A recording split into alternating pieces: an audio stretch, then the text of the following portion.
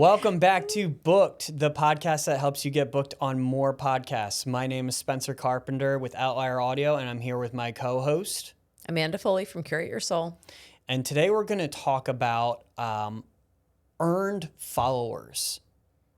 Now, I didn't actually know this was a real term. I was just driving, thinking about topics for the show, and we talk about earned media and stuff like that. And I was thinking about how the podcast that has 50 repeat listeners every single week, they really earned those. They earned those followers. That they did something to make it so that somebody comes back every single week for whether it's 15 minutes or 45 or an hour or more. And like we always look for, like, we put a lot of value in organic followings, which that is valuable, but it takes nothing to hit follow on Instagram. It takes nothing to hit follow on Facebook or LinkedIn. You know, the person that then reads all of your LinkedIn posts or comments on all of your Instagram posts, there's value in that still, but it's still pretty minimal compared to the time investment that goes into listening to someone's podcast every single week. And so the reason I wanted to cover this is because we covered the fact that a podcast with a small audience that is the right audience is more valuable than a big audience that is the wrong audience. However, as I am saying that stuff, it really sounds like it's a cop-out for us as podcast booking agents, just trying to say, be happy with a small show because that's what I was able to get you. And that's really not what we're trying to convey. It's more that even that small audience, if they were truly earned, is worth your time because they are going to put a lot of stock in the fact that you're on the show that they commit time to every week. And we as podcast booking agents have exposure to like what the unexpected ROI of a show can be.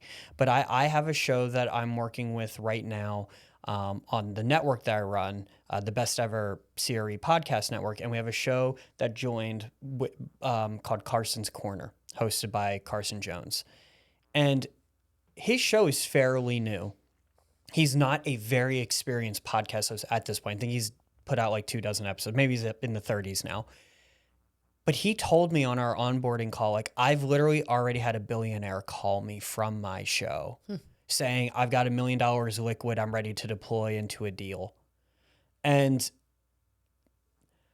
I don't know how to explain to people because they're not going to get that exact ROI. They're not going to get that right. call. You can't extrapolate that to everybody. Yeah, you can't replicate that. But it's an example, I think, of the magic that can happen because the right person heard. I know that's why I call what I do intuitive PR, because I do think there are things that happen that are not explainable. Just because if you can only be in so many physical rooms, right, to network. Right, not everybody has the luxury of flying all over the place. You know, there's other responsibilities, work, money, whatever. But you can be in a lot more rooms when you're on a podcast. And I think, like, I've seen this, a lot of people saying this lately too, that people that sort of like poo-poo the size of an audience, if you put them in a room of 100 people live, they'd be thrilled about that. Yes. So why are they not thrilled? Maybe you've said this before too. Like, but why would you, and I feel like I've seen it in other places, why would you not be happy with even 100 listeners if they're the right listeners that choose to be there because they've been nurtured by that podcast host? Right. And I will say, if you, I don't want to sound disingenuous in comparing the two, because I always use the example of real estate people, but like if you go to a real estate seminar and there's 100 people in the room, you can talk to them, you can find out what they want. You know for sure that they're there probably for education. I can make that same assumption about a podcast audience. I can't say for sure though, because we can't, even the host oftentimes doesn't know who their audience is entirely or Yeah, what because they there's want. I would say it's the Venn diagram. Yes. They overlap so many areas. But we as the podcast booking agents have done what we can to make reasonable assumptions about who the audience is. My guess, when I do have people come to me and they're like, I need to be on a podcast in front of sophisticated investors. I'm like, I'm going to try and put you in front of the right people. Yeah. But who's listening to the podcast? It's usually the person that doesn't know. Have that They're not expertise. the accredited Yes. investor. They want to become wealthy. Right. I had one that said, I want to only speak to podcasts for women making between $250,000 and $2 million. And I'm like, well, there's literally zero way to determine that. You can look at factors to try to figure out if that would whatever that show's talking about would appeal to that particular subset of women. Right. But there's no criteria, which I think is what also makes what we do so nuanced, and you have to sort of like trust your gut as you move through finding the right shows. Yeah. Because there's no set criteria, and every show is so unique and so different and so nuanced. I mean, unless it is, I don't know, like a podcast for people learning plumbing or something that is so specific. You're always going to have different subsets of people that are listening for different reasons. And I think a host would get bored having guests that only covered one topic area. Yeah. Well, it's funny you use that example because I had a friend come to me and he has a client that is in the cosmetic surgery space, and he fixes botched eyelid surgeries. Blepharoplasty. What? It's called blepharoplasty. Okay. Well, so when they go poorly, they come to him and he fixes it. And he's like, I need to be in front of wealthy women. I'm like, okay, but even if I do that, yeah, like how would you like it doesn't mean that they need your surgery. And the only thing maybe they're not coming with to something Charlotte. like that, you'd have to then niche whatever the word is into like cosmetic surgery or like aesthetics shows or something. But there's not like a podcast for old wealthy women that have droopy eyelids. I did that, Yeah. but even still, it's like, but you're in Charlotte. Yes. Like, I don't know if they're coming to you. I had a cosmetic dentist, almost the same exact thing. Yeah. It's like people that wanted to spend, he's a cosmetic dentist to the stars, and people fly to him all the time. But the problem is that it's very similar. You can find shows, but even if you're focusing on shows that cover aesthetics or cosmetic procedures, only a subset of them are looking at teeth or eyelids, right? Like there's not like the eyelid, maintenance show. Right. So I think, we started this with like the value of the earned media on the small show. I think though what this comes back to is if you're working with a strategic podcast, booker or placement person or whatever, what we're not saying is go on every podcast regardless of all size. We're also not saying be so specific and only go on 5. The thing is, if you incorporate this long term into your strategy, you're going to have some shows that only have 50 people, but they're hopefully the right people. Right. And then there's also going to be that specific opportunity, because I could find a show that is the botched plastic surgery podcast. Right. But there's probably only 1 or 2 of that. Right, that the actually have rest that are more specific, general. right? Like someone could have a botched facelift, someone could have a botched nose job. Yes. So it's not like, I mean, it is very, very specific. And it might take time. Yeah. It might take time to get that one. Yeah. So like it's I mean, the only thing you could hope for with something like that too is if there's some like huge plastic surgery podcast. Yeah. And then you get placed, then you get to the point where, oh, this is the guy that does this particular thing, in which case then you know. And that's something to work towards. Right. But not in Charlotte, most likely. You're not. But either way, it's like, but once you've done it, it's done. Right. So what next? Like, yeah, maybe podcasts aren't the right for that. That particular, I feel like that's where like social advertising comes in. Back to me working with real estate people, I have a lot of people that come to me that have already been on the Bigger Pockets Real Estate podcast. Mm-hmm. That is the biggest one. Then they come to me and say, I still want to be on big shows. I'm like, well, which one? You've already been on the biggest, right? And I can get you the next 4 in line, but then what? because that's not incorporating podcasts into your marketing strategy. That's picking and choosing only the biggest, which you're probably not going to get onto all of them anyway. But like, if you want a real strategy or you really want to incorporate, you have to be open to the other stuff. And it gets back to too, like where we started this, which is even like beyond earned followers, but it's also is a good way to look at earned versus paid media. Because if they know that those big real estate shows are the shows where their audience sits, then go advertise on those shows, right? True. So then you have an earned spot. You could even probably use clips from your earned appearance on that show as ads. Right. On the show, right? Then you're like combining earned and paid media. Right. Too. But in some cases, I think it's like a good point to make is that if you're so niche and so specific, podcasts may not necessarily be. Yeah, you that's know, true. That's the true. best You should take that into consideration. Yeah. But I generally, it's just, you know, I didn't even know this is a real term. Again, I was just like, Yeah, in I was the trying to. PR world, it's a big thing. It's in the PR world, it's how we differentiate marketing and sales, you know, or advertising from public relations. What do you mean? So, you know, when we look at PR in general, I mean, there's so many different types of PR, but I'm talking about the type of PR that we do around a product or a service or, you know, a person, brand, personal brand in this case. Earned media means that you're not paying for it. So it would be in the traditional sense, I don't know, like a newspaper coverage, magazine, a quote in a magazine. You're a non-pay for play. Now, pretty feature. much everything could be pay for play these days too. I mean, television, we won't even really get into that, but television has changed tremendously, like TV news and a lot of the talk shows.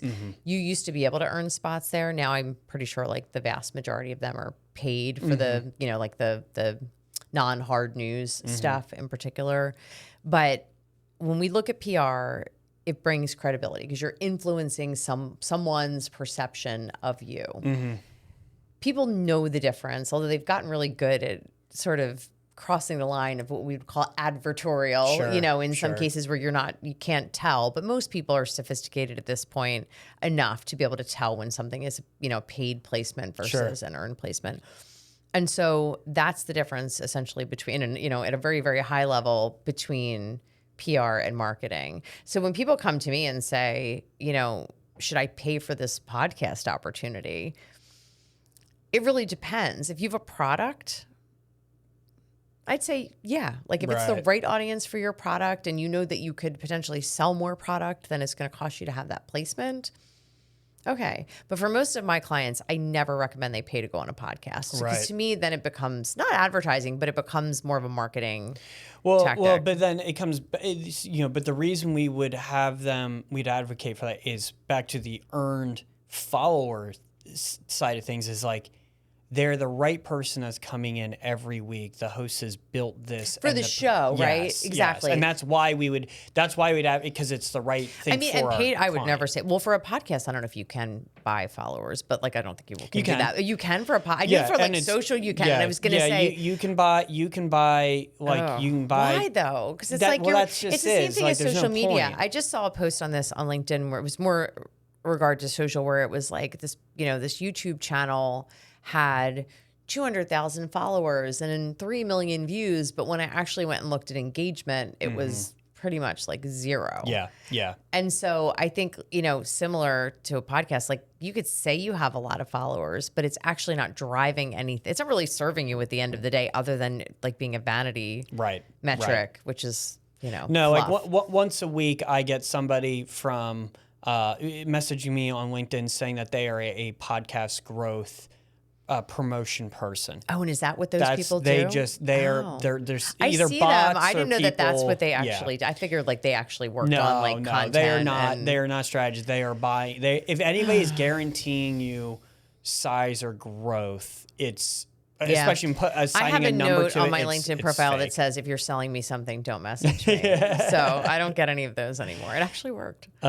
Works. I should try that because I get it a lot. Just says no sales via DM, please. Interesting. Well, and it has shut down like 99% of it. Well, so I don't know. This was one of those episodes where, you know, we just kind of had an idea that we wanted to touch on, but like the earned following and how valuable that is compared to other things is really important. And so that's why we give a lot of credit to the smaller shows Right. with a small Well, audience. a small aligned audience can be much more valuable than a huge audience where you're only Yeah. talking to a very specific Yep.